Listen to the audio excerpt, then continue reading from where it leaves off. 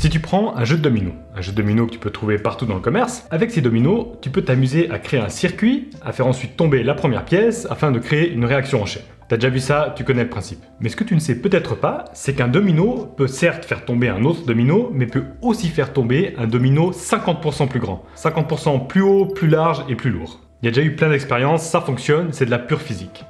Et donc, si on s'amusait à aligner des dominos, avec chaque domino étant 50% plus grand que celui qui le précède, eh bien, le premier domino, par exemple, ferait 5 cm, le 10e domino ferait déjà la taille de Michael Jordan, le 23e domino, la taille de la Tour Eiffel, le 31e, la taille du mont Everest, et le 57e, la distance Terre-Lune. Pourquoi je vous parle de tout ça? Eh bien parce que ça illustre parfaitement le concept de ce livre, The One Thing. Tu en as sûrement déjà entendu parler, c'est une référence dans les livres de productivité. Le grand domino, l'immense domino, la Tour Eiffel ou le mont Everest, c'est ton objectif final, c'est ton objectif de vie, ce que tu as envie d'accomplir dans ta vie. Et pour l'accomplir, faire tomber cet énorme domino, eh bien, tu dois d'abord trouver la première pièce, le tout petit domino. Et ça, c'est super important, parce que si tu attaques par le mauvais domino avec une mauvaise trajectoire, eh bien, dans quelques années, tu vas te retrouver quelque part où tu n'as pas forcément envie d'être. C'est la même chose si tu fais tomber plein de dominos éparpillés un peu partout, il n'y aura pas de réaction en chaîne et tu n'auras pas accompli grand-chose. Tu auras juste eu l'impression d'être méga productif en cochant plein de choses sur ta to-do list, mais au final, tu n'auras aucun résultat. Et donc le but de cette vidéo, c'est de te donner la méthode que donne l'auteur dans ce livre afin de trouver la première pièce, le premier domino, afin que tes dominos soient bien alignés. Et d'une fois que ça c'est fait, tu seras étonné à quel point tu peux accomplir tout ce que tu as envie. Parce que le succès est construit de manière séquentielle, un domino à la fois. Alors, pour qui est cette vidéo? Alors, il existe des tonnes de méthodes de productivité et je pense que chacun doit trouver la sienne. Je pense que cette méthode est particulièrement utile si tu es quelqu'un qui a toujours l'impression de ne pas avoir de vie parce que tu as toujours trop à faire. Tu as 10 000 trucs à faire sur ta to-do list et le temps que tu accomplisses 2 tâches, il y en a 3 nouvelles qui se sont ajoutées et donc en gros, tu fais du surplace. Je pense qu'elle est aussi particulièrement utile pour toi si tu es quelqu'un qui, malgré tous tes efforts, ne voit pas vraiment de résultats. Tu as l'impression de travailler pour rien. Et je pense que c'est aussi particulièrement utile si tu es quelqu'un qui est plutôt pas mal productif, tu accomplis pas mal de choses, mais par contre, tu sais pas vraiment pourquoi tu le fais. T'as pas d'objectif clairement défini et donc t'es pas très motivé. Donc, ce qu'on va faire, c'est que je vais te donner les éléments clés de ce livre, pas sous la forme d'un résumé totalement théorique et pénible à entendre, mais sous la forme d'un exercice pratique. Donc toi, au lieu de passer 3 ou 4 jours à lire ce livre pour au final ne rien appliquer, ce qu'on fait souvent quand on lit un livre, là, je te propose vraiment de passer à l'action de suite, donc prends une feuille et un stylo et c'est parti.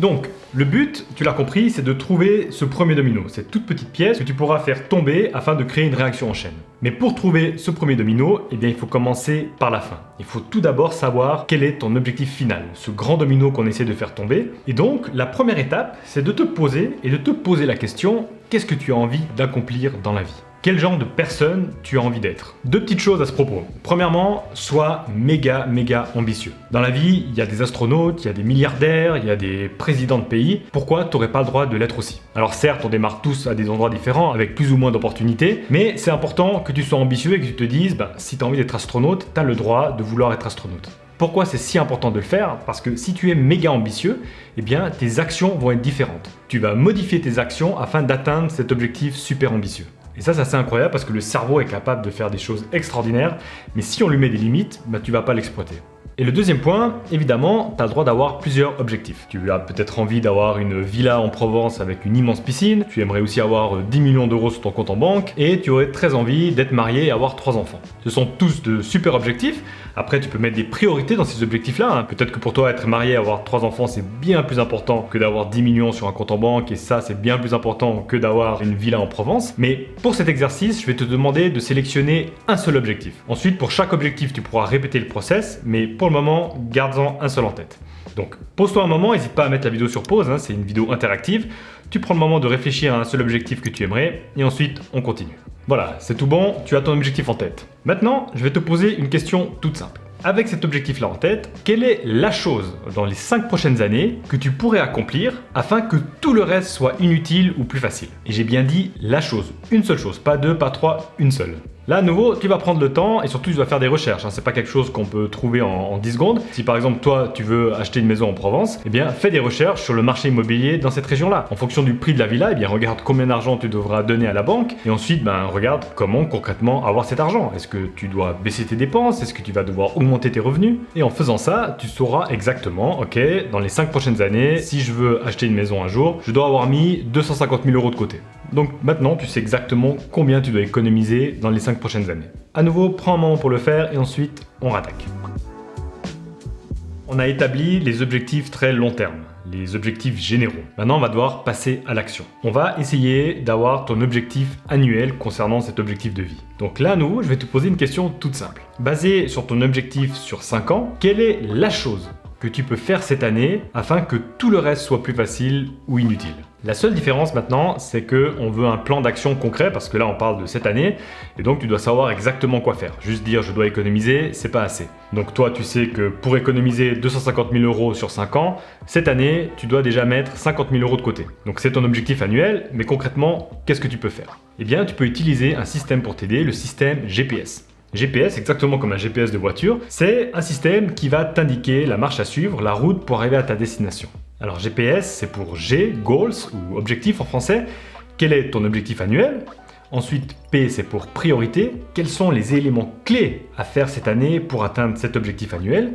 Et ensuite, S pour stratégie. Quelles sont concrètement les stratégies que tu vas mettre en place pour atteindre les différentes priorités que tu as trouvées? À nouveau, un exemple, c'est toujours plus parlant. Ton objectif annuel, mettre 50 000 € de côté. Tes priorités, là par exemple, on peut en avoir 3. Avoir un contrôle parfait sur tes finances, augmenter tes revenus et baisser tes dépenses. Et les stratégies, eh bien peut-être que tu vas par exemple créer un fichier Excel ou utiliser une application pour gérer parfaitement tes dépenses. Tu vas peut-être aussi envisager de créer un petit business à côté de ton travail pour générer plus de revenus. Ou alors tu vas décider de couper dans le budget des vacances afin de mettre un peu plus d'argent de côté. Et ensuite, concrètement, eh bien, tu as un objectif annuel. Pour chaque objectif annuel, tu peux avoir par exemple 3 priorités. Et pour chaque priorité, eh bien, tu peux avoir 5 stratégies. Le seul truc à te rappeler, c'est que parmi toutes ces stratégies et ces priorités, il y en a toujours une qui est plus importante que toutes les autres. Ça ne veut pas dire que tu vas faire une seule chose, mais il y en a une qui est plus importante, que tu dois faire avant toutes les autres. Par exemple, peut-être que créer un business, si tu as assez confiance sur ton business model, peut te rapporter tellement d'argent que, en comparaison des économies que tu vas faire en coupant dans le budget des vacances, la priorité devrait être sur créer ce business-là. Et ça, c'est vraiment le concept de ce livre, The One Thing. Il y a toujours une seule chose qui est plus importante que tout le reste.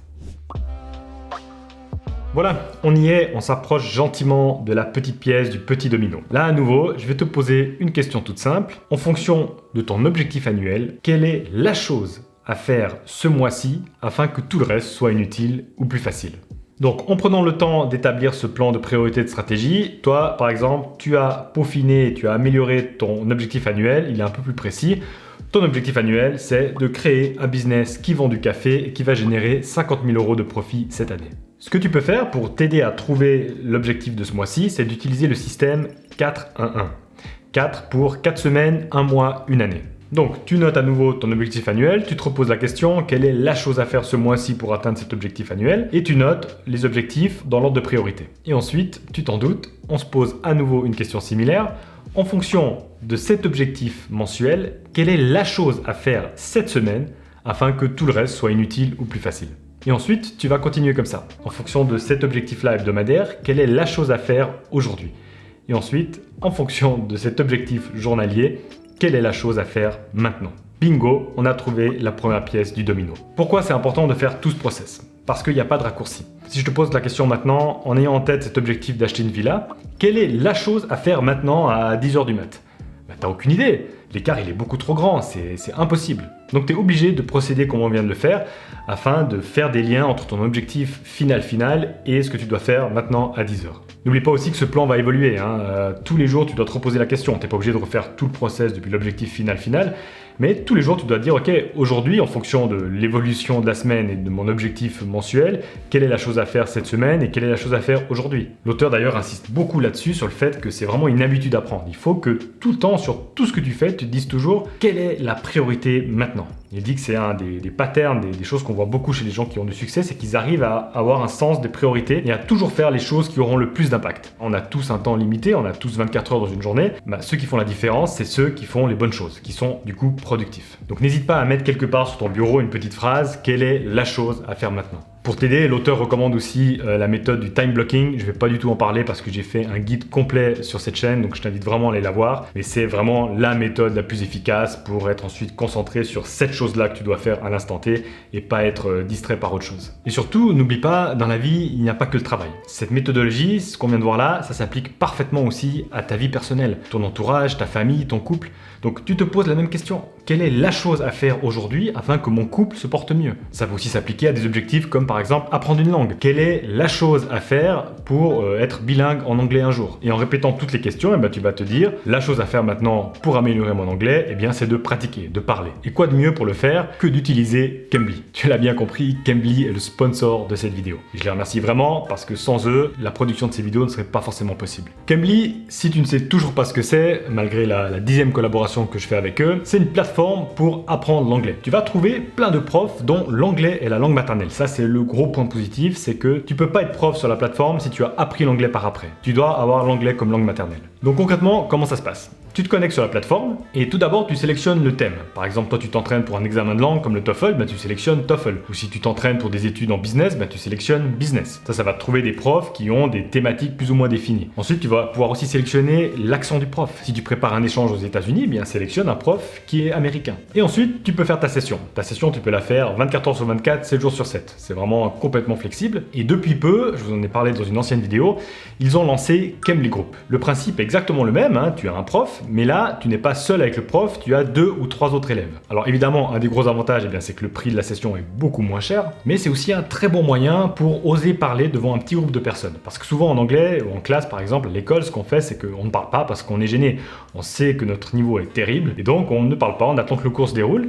Là, tu parles avec un petit groupe de personnes, tu n'as rien à perdre au final, parce que ces gens-là, tu vas plus jamais les revoir, mais tu fais quelques sessions comme ça avec Cambly Group, et ensuite, en classe, tu verras, ça va tout changer, tu seras beaucoup plus à l'aise pour parler. Pour moi, vraiment, je vous le dis, il n'y a pas de doute là-dessus, c'est la meilleure méthode pour apprendre l'anglais. J'ai passé 10 ans à apprendre l'allemand et l'anglais. À la fin de mes études, je ne savais pas aligner 3 mots. Il a fallu que je parte en Afrique du Sud pour l'anglais pour faire plus de progrès en quelques mois que ce que j'avais fait pendant 10 ans sur les bancs d'école. Une langue, ça ne s'apprend pas à l'école, ça s'apprend sur le terrain. Donc si tu veux essayer, ce que je t'encourage vraiment à faire, c'est tout d'abord d'essayer. Cambly t'offre un cours de 15 minutes totalement gratuitement, sans aucun engagement. Tu testes la plateforme et si ça te plaît, ensuite, il t'offre un 50% sur un abonnement de 12 mois. Et si tu veux essayer Cambly Group, là, exceptionnellement, tu vas trouver un abonnement à 14,50 €. Pour la valeur que c'est, honnêtement, c'est rien du tout. Tu trouveras le lien dans la description de la vidéo. Je pense vraiment que c'est la chose à faire maintenant pour améliorer ton anglais. Voilà, c'est déjà tout pour cette vidéo. N'hésite vraiment pas à partager dans les commentaires ce que tu penses de ce que je viens de dire dans cette vidéo, si tu as déjà testé cette méthode, si tu as déjà lu ce livre. Et en attendant, n'oublions pas, progresser ne se fait pas avec une grande révolution, mais à coup de petits changements. Ciao!